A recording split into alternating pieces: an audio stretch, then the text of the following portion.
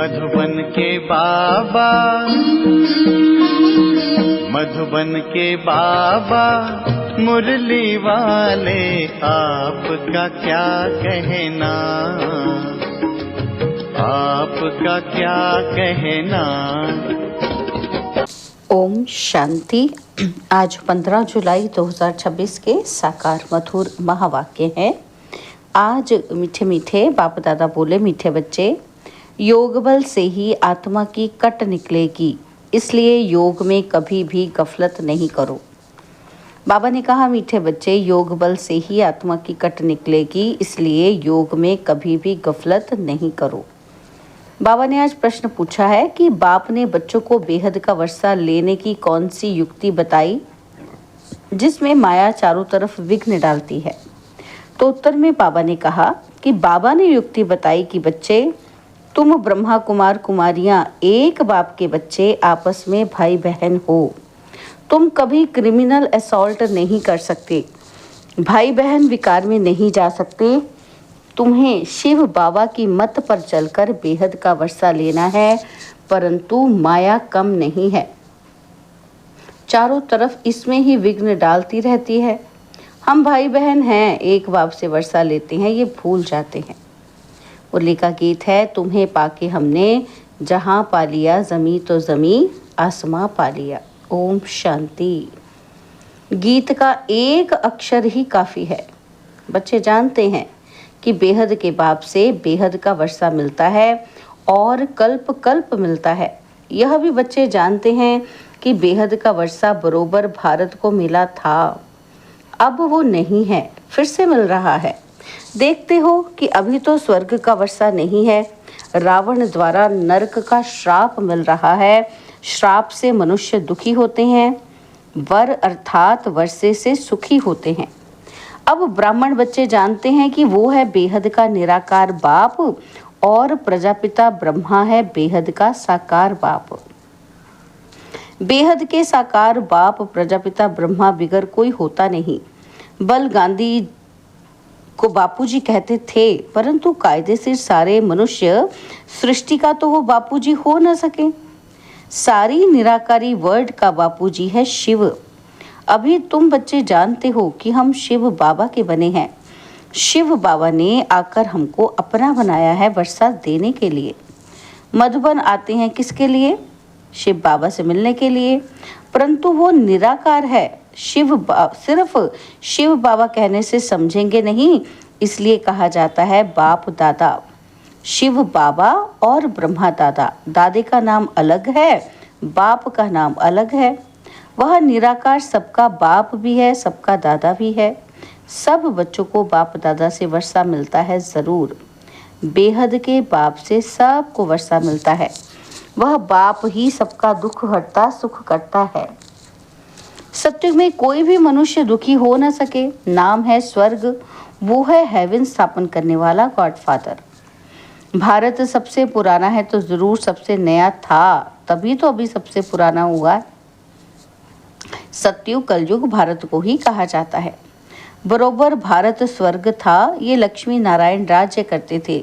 यह बुद्धि में है। अभी तुम लक्ष्मी नारायण के मंदिर में जाएंगे तो झट बुद्धि में आएगा कि इन्हों को ये वर्षा कैसे मिला, ये पूज्य कैसे बने, कब राज्य किया, किस द्वारा राज्य पाया, ये सारा बुद्धि में आएगा।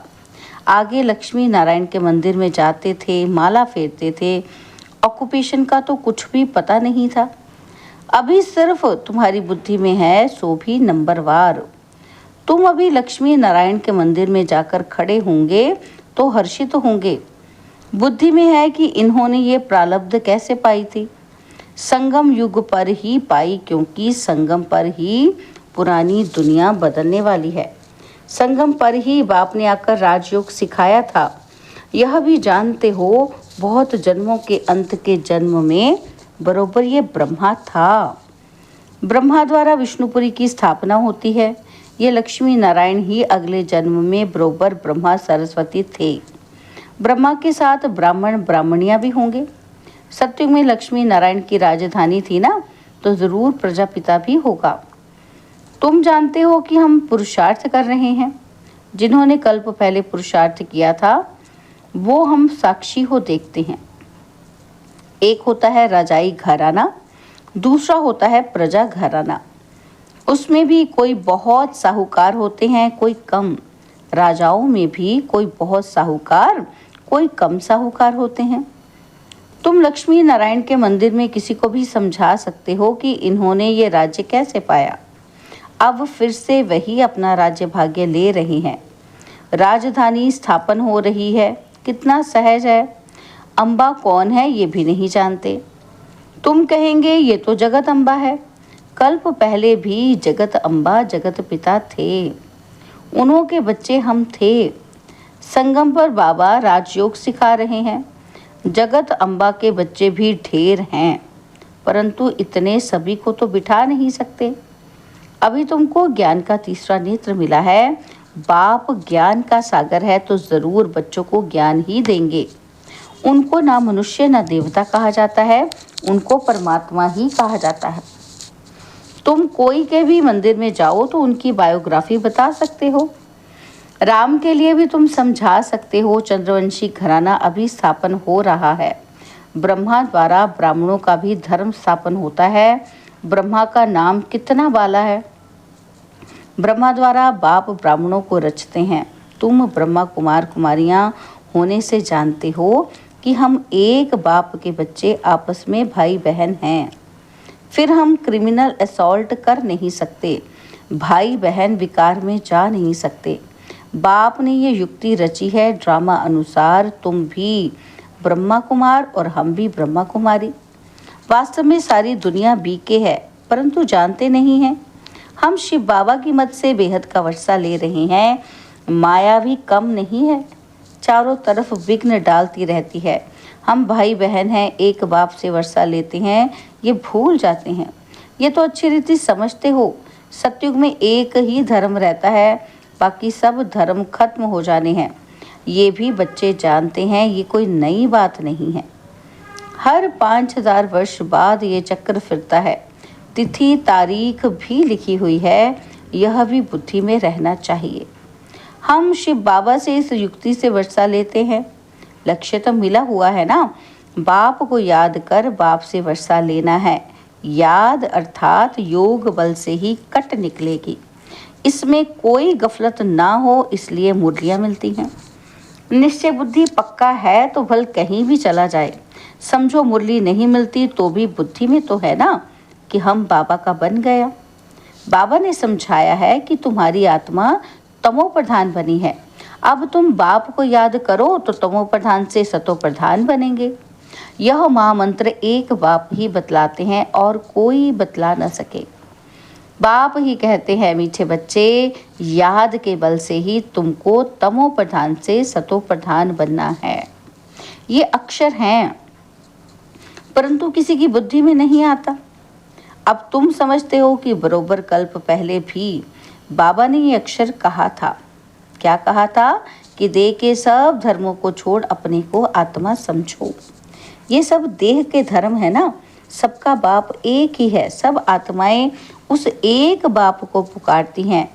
पोप भी गॉड को याद करते हैं, कहते हैं, ओ गॉड फादर रहम करो, इन मनुष्यों की क्रोधी बुद्धियों को पलटाओ तो ये आपस में लड़े नहीं। याद तो बाप को ही करेंगे ना, और कोई को याद नहीं करते। शिव बाबा को ही पुकारते हैं कि आकर पतितों को पावन बनाओ। पावन बनेंगे फिर तो इस छीछी रावण की दुनिया में रह नहीं सकेंगे। फिर ज़रूर नई दुनिया चाहिए। कलयुग से बदल सतयुग तो होगा ही ना, परंतु इतना भी नहीं समझते हैं। एक डॉक्टर आया था, कहता था कलयुग तो कलयुग ही चलेगा। अरे सदैव कलयुग ही कैसे चलेगा? कलयुग कोई अच्छा है क्या? समझते थोड़ी हैं, सिर्फ भावना है और को ले आते हैं। उनको तीर नहीं लगता, और कोई आने वाले को तीर लग जाए तो कुछ न कुछ दलाली मिल जाएगी। स्वर्ग में तो आ जाएंगे। बाप से थोड़ा भी आकर सुनते हैं तो भी स्वर्ग में ज़रूर चलेंगे। फिर भी हेवनली गॉड फादर के सामने आकर बैठे हैं। बाप समझाते हैं कि मैं सबका बाप हूँ ना।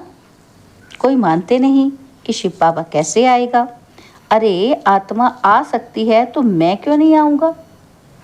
आत्मा एक शरीर छोड़ दूसरे में जा सकती है तो मैं नहीं आ सकता हूँ? नहीं तो फिर मैं कैसे आऊँ? पुकारते भी हैं कि हे पतित पावन बाबा, आकर पतित से पावन बनाओ। बाप कहते हैं मैं आता ही भारत में हूँ, कल्प कल्प के संगम पर एक ही बार आता हूँ। तुम जब 84 जन्म पूरे करते हो तो मैं आता हूँ। तुम बच्चों को निश्चय है कि बाबा आया है फिर से वर्षा देने के लिए। बाप कहते हैं मेरा धंधा ही है पुरानी दुनिया को बदल नई दुनिया स्थापन करना। इसलिए गाया हुआ है कि नई दुनिया की स्थापना, पुरानी दुनिया का विनाश, फिर तुम पालना करेंगे। रोशनी मिली है ना? काली का मंदिर देखेंगे तो समझेंगे ये तो झूठा चित्र है। काली बरोबर जगदम्बा है, परंतु ऐसे भयानक रूप नहीं है। बंगाल में काली के आगे बलि चढ़ाते हैं, परंतु जानते कुछ नहीं।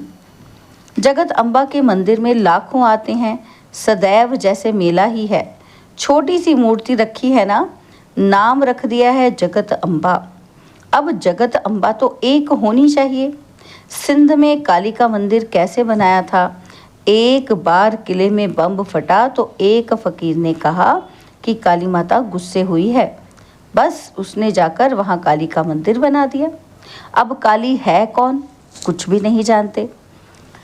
तुमको अब नॉलेज मिली है, ऐसी कोई चीज़ नहीं जिसको तुम ना जानो। समझते हो बाबा से वर्षा ले रहे हैं तो पूरा पुरुषार्थ करना चाहिए। पहले नंबर का दुख तब शुरू होता है जब कुमार कुमारी शादी करते हैं। तुम्हें तो शादी करने का कभी ख्याल भी नहीं आना चाहिए। अब बाप कहते हैं ये रावण राज्य खत्म होना है, यह है विकारी ग्रस्त व्यवहार। देवी देवताओं के लिए गाते रहते हैं, ये किसी को पता ही नहीं कि इन देवताओं को निर्विकारी बनाने वाला कौन है। सत्युग है संपूर्ण निर्विकारी दुनिया। शास्त्रों में फिर दिखा दिया है कि वहाँ भी विकार थे, परंतु वो तो है ही वाइसलेस वर्ल्ड। विकारी दुनिया और निर्विकारी दुनिया में कितना फर्क है, ये बातें और किसी की बुद्धि में नहीं है। तुम जानते हो इन लक्ष्मी नारायण का जब राज्य था तो कितने थोड़े मनुष्य थे, एक ही धर्म था। फिर वृद्धि को पाया है, चक्र भी पूरा लगाना पड़े तब कहेंगे कि पूरी पृथ्वी पर चक्र लगाया। समुद्र का तो चक्कर लगा ना सके। सतयुग में थोड़े हैं तो कितनी थोड़ी ज़मीन लेते हैं। अब मनुष्य सृष्टि की हद पूरी होनी है, ऊपर में थोड़ी आत्माएं जो हैं वो भी आती रहती हैं। मनुष्य बढ़ते ही रहते हैं, जब वहाँ से भी आत्माएं आना पूरी हो जाएंगी तुम कर्मातीत अवस्था को पाएंगे और फिर आत्माओं को शरीर छोड़कर जाना है। उनका आना तुम्हारा जाना होगा। थोड़े थोड़े आते रहते हैं, समझ की बात है ना। हम पहले पहले जाकर वहाँ रहेंगे, हमारे होते कोई रहना नहीं चाहिए। यह विस्तार की बातें हैं। बच्चों को फिर भी बाप कहते हैं अच्छा अपने प्यारे बाबुल को याद करो। तुमको फ़ायदा है बाप को याद करने में। ये हिस्ट्री ज्योग्राफी तो मनुष्य बहुत पढ़ते हैं, बहुत दूर दूर जाते हैं, मून में भी जाते हैं। ये है साइंस का घमंड। अति में जाते हैं, मून में कुछ खड़ा थोड़ी है। तुम तो सूर्य चांद से भी पार हो जाते हो। ये नॉलेज तुम्हारी बुद्धि में अभी है। समझते हो ड्रामा प्लान अनुसार बाबा ये सब बतलाते हैं। बाप ही कहते हैं मैं तुमको पतित से पावन बनाता हूँ, ये मेरा पाठ है। भक्ति मार्ग में भी ये हमारा पाठ है तो ड्रामा ना। तो जैसे तुम पाठधारी हो मैं भी पाठधारी हूँ। मेरा काम है तुमको पतित से पावन बनाना। जो कुछ करते हो तो उनकी महिमा होती है ना। इन लक्ष्मी नारायण की कितनी महिमा है, परंतु उन्होंने ऐसा लायक किसने बनाया? ये सुख धाम के मालिक थे। अभी तो अनेक प्रकार के कितने दुख हैं। आज कोई मरा, झगड़ा हुआ, भल किसके पास लाखों करोड़ पदम हैं, परंतु अगर कोई बीमारी आदि आ जाती है तो क्या करेंगे? बिरला के पास कितने पैसे हैं? एक जन्म में पैसा देखने में आता है, परंतु ऐसा कोई नहीं है जिसको कोई दुख नहीं हो। किसी न किसी प्रकार का दुख सभी को होता है। अभी तो ये पैसे आदि सब मिट्टी में मिल जाने हैं। अच्छा, मीठे मीठे सिकिलदे बच्चों प्रति माता पिता बाप दादा का याद प्यार और गुड मॉर्निंग। रूहानी बाप की रूहानी बच्चों को नमस्ते। हम रूहानी बच्चों की रूहानी बाप दादाजी को दिलवा जान सिकवा प्रेम से नमस्ते। ओम शांति। प्यारे बाबा, मीठे बाबा, मेरे बाबा, शुक्रिया बाबा, शुक्रिया बाबा, शुक्रिया। धारणा के लिए मुख्य सार है। पहला पॉइंट है, कर्मातीत अवस्था को प्राप्त कर वापस घर जाना है, परंतु जाएंगे तब जब आत्माओं का आना बंद होगा। इस विस्तार को बुद्धि में रख एक बाबुल को प्यार से याद करना है। सेकंड पॉइंट है, ज्ञान की रोशनी मिली है, इसलिए निश्चय बुद्धि बन बाप से पूरा वर्षा लेना है। कहीं भी रहते याद के बल से आत्मा को तमो प्रधान से सतो प्रधान बनाने का पुरुषार्थ करना है। बाबा ने आज हमें वरदान दिया, स्वमान में स्थित रह विश्व द्वारा सम्मान प्राप्त करने वाले देह अभिमान मुक्त भव। स्वमान में स्थित रह विश्व द्वारा सम्मान प्राप्त करने वाले देह अभिमान मुक्त भव। बाबा समझा रहे हैं कि पढ़ाई का मूल लक्ष्य है देह अभिमान से न्यारे हो देही अभिमानी बनना। इस देह अभिमान से न्यारे अथवा मुक्त होने की विधि ही है सदा स्वमान में स्थित रहना। संगम युग के और भविष्य के जो अनेक प्रकार के स्वमान हैं, उनमें किसी एक भी स्वमान में स्थित रहने से देह अभिमान मिटता जाएगा। जो स्वमान में स्थित रहता है उन्हें स्वतः मान प्राप्त होता है। सदा स्वमान में रहने वाले ही विश्व महाराजन बनते हैं और विश्व उन्हें सम्मान देती है। स्लोगन, जैसा समय वैसा अपने को मोल्ड कर लेना, यही है रियल गोल्ड बनना। जैसा समय वैसा अपने को मोल्ड कर लेना, यही है रियल गोल्ड बनना। बाबा के व्यक्त इशारे हैं ज्वाला स्वरूप स्थिति में रह शक्तिशाली याद का अनुभव करने के लिए। बाबा कहते, अभी निर्भय ज्वालामुखी बन प्रकृति और आत्माओं के अंदर जो तमोगुण है उसे भस्म करो। तपस्या अर्थात ज्वाला स्वरूप याद। इस याद द्वारा ही माया व प्रकृति का विकराल रूप शीतल हो जाएगा। आपका तीसरा नेत्र ज्वालामुखी नेत्र माया को शक्तिहीन कर देगा। अच्छा, ओम शांति।